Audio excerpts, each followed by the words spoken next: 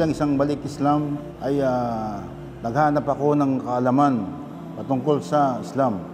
Kaya't nung ako ay minsan napunta sa isang symposium, ay nakilala ko ang isang ustad. At nabalitaan ko na ang IIM ay may libreng pag-aaral. Kaya't ako ay atubiling pumunta. Hindi ako nagdalawang isip dahil sa katulad ko na zero knowledge sa Islam. Dahil isang bagong yakap sa Islam, ay gusto kong matutunan kung paano magsalita ng Arabic upang maunawaan ko ang Quran.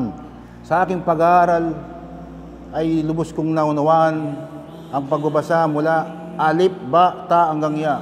Malaking tulong talaga ang IIM na nagawa sa aking buhay. Ibinago niya ang mali kong paniniwala at pinalitan niya ng tamang paniniwala. Ang kasabihan nga na kung walang kaalaman ay maliligaw ka. At ang tamang kaalaman ang Islam. Kapagkat ang kaalaman, kailanman ay hindi ka maliligaw.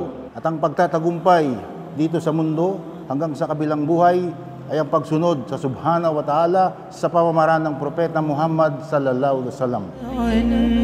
أسقي جنين الركايا والشط لا ما فيه يطفي اللظى في حشايا رحمك يا ربي